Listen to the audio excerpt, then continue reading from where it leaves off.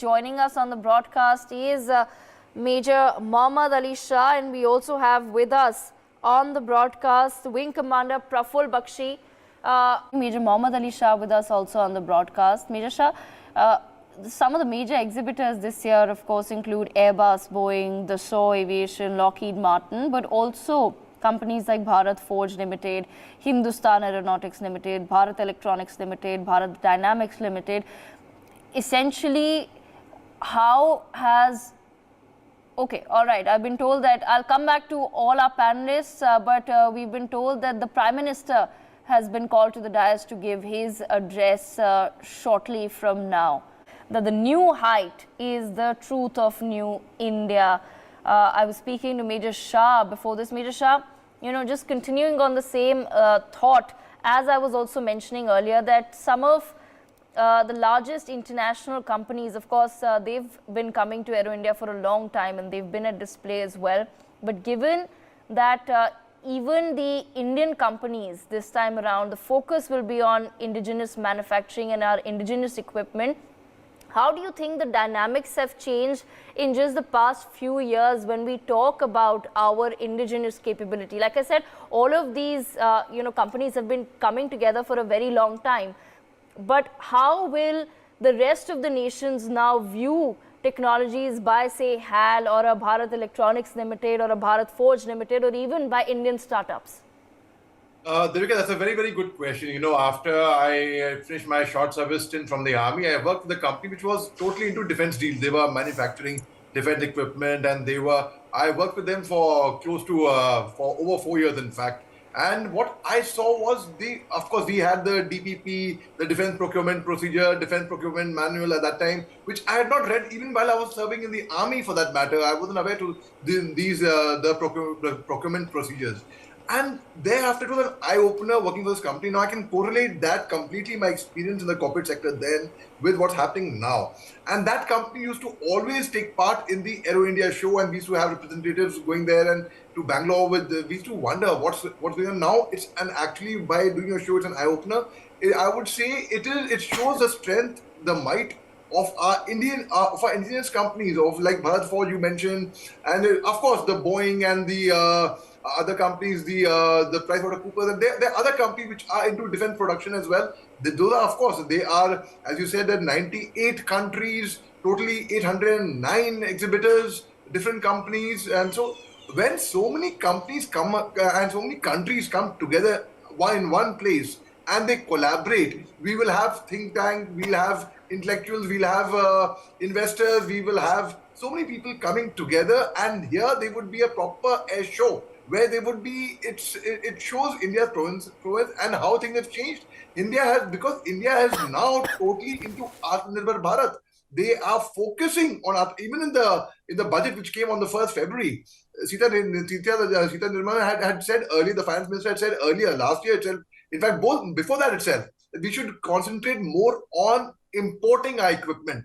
That way we will cut costs as well, and we will also gain some money as well. So that way, now, to give in simple words, we have come a long way. We had not thought a day like this will come where we would be actually the way we would look up to Israel, France, US, and such kind of nations who would actually, we would depend on them for defense equipment. Today, similarly, nations like Philippines is dependent upon India for exporting defense equipment to them.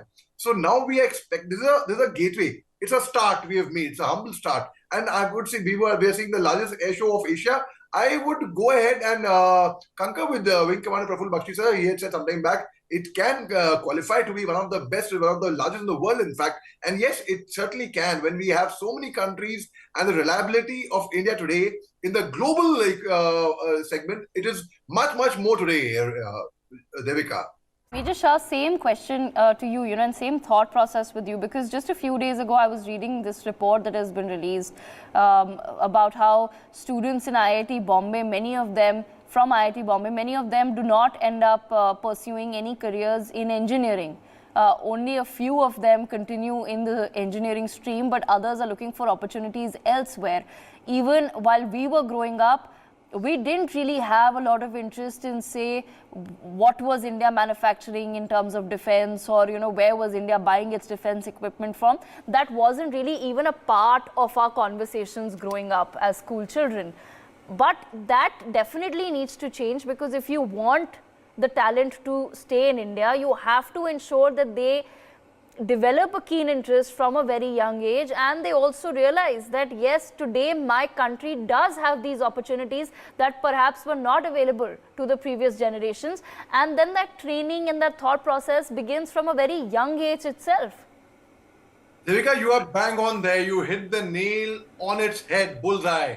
That reminds me of a few lines of a very nice poem, and every word of that poem in that is the answer to your question in that. It's very applicable to this. It says, we both left home at 18.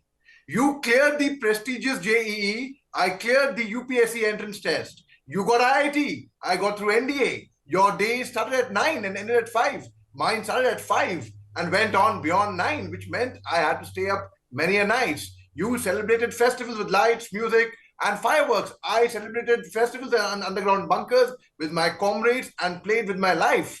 You celebrated festivals with family. I celebrated festivals with my comrades. And you got a plum job. I got a way of life. You went on luxurious business trips. I went to the rugged line of control. We both got married. Both our wives waited for us to come back. We both returned. You hugged your wife and you wiped her tears, but I couldn't. Because and it's about this boy who wants to join the defense forces, who chooses an NDA or an IMA or OTA over engineering, over IIT.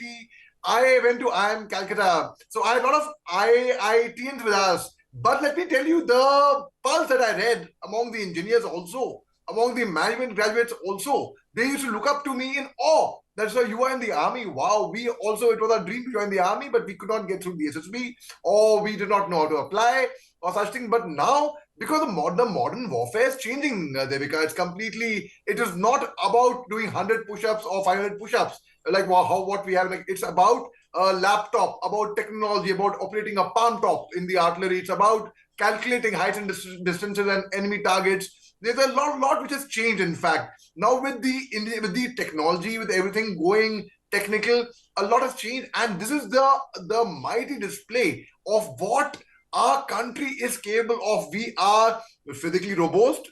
We are technically sound. We are hardworking. We are honest. We are sincere. We are committed. We have everything. But only one thing which I will say which we lack in, which is discipline. I wish we could be more disciplined, and nothing can stop us. Nothing can stop us, Indians. Be it anywhere. You go anywhere. Our Prime Minister goes anywhere in the world.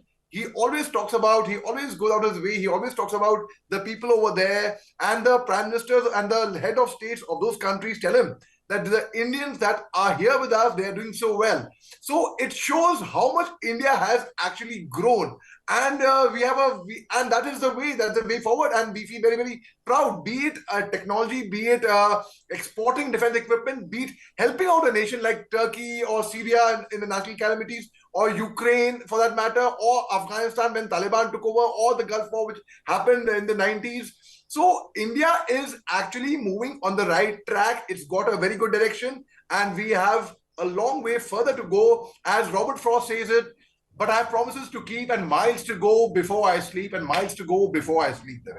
Right, absolutely. I thank both of our guests for joining us this morning to take us through their views